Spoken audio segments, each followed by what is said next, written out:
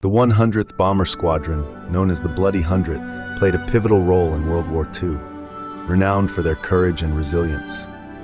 They were part of the mighty 8th Air Force, flying daring, daylight bombing missions over Nazi-occupied Europe. Despite suffering heavy losses, their spirit remained unbroken, symbolizing the relentless determination of the Allied forces. As the war drew to a close, these men, who had faced death from the skies, prepared to return to a life far removed from the roar of aircraft engines and the chaos of combat.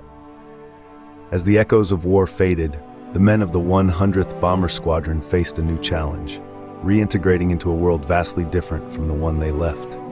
Today we will look at some of the men of the Bloody 100th and their lives after the war. Number 1. Major Robert Rosie Rosenthal. Rosie had a remarkable life both during and after World War II. As a pilot during the war, he was notable for his bravery and leadership. He was the only pilot to safely return to base following the Munster raid on October 10, 1943. Later, he was appointed squadron commander of the 418th Bomb Squadron and then the 350th Bomb Squadron. Despite being shot down in France in September 1944 and again over Berlin in February 1945, he evaded capture, returned to duty, and completed a total of 52 combat missions, earning 16 awards. After the war, Rosenthal returned to his pre-war profession as a lawyer in a Manhattan law firm. He also played a significant role in the Nuremberg trials, working on the U.S. prosecution team in 1946. During his journey to Germany for the trials, he met his wife, Phyllis Heller, who was a fellow trial judge. Robert Rosenthal died on April 20, 2007, at the age of 89 in New York. Number 2. Major Harry Crosby. After World War II, Major Harry Crosby had a successful and diverse post-war life. He returned to Iowa to complete his graduate degree in 1947.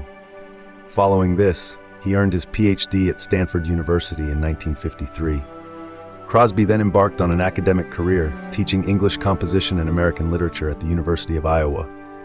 He remained with his wife, Jean Evelyn Boyner, until her death in 1980. Later, in 1982, he married Mary Alice Tompkins. Crosby had 4 children: Stephen, April, Jeffrey, and Rebecca. Crosby's contributions weren't limited to academia. He played a role in the development of the curriculum at the Air Force Academy and served as the director of studies at the Pakistan Air Force Academy. His career in education continued at Boston University, where he worked until 1984. Major Harry Crosby passed away on July 28, 2010, at the age of 91, leaving behind a legacy in both military and academic fields. Number 3. Major Gale Buck Clevin. Major Clevin, renowned for his service with the Bloody Hundredth, had a remarkable journey during and after the war. He was shot down over Germany in 1943 and became a prisoner of war. There, he was reunited with his close friend and fellow pilot, Major John Bucky Egan.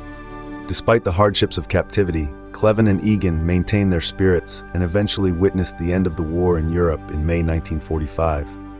Following World War II, Clevin continued his service in the military, participating in both the Korean and Vietnam Wars. He achieved the rank of colonel before retiring.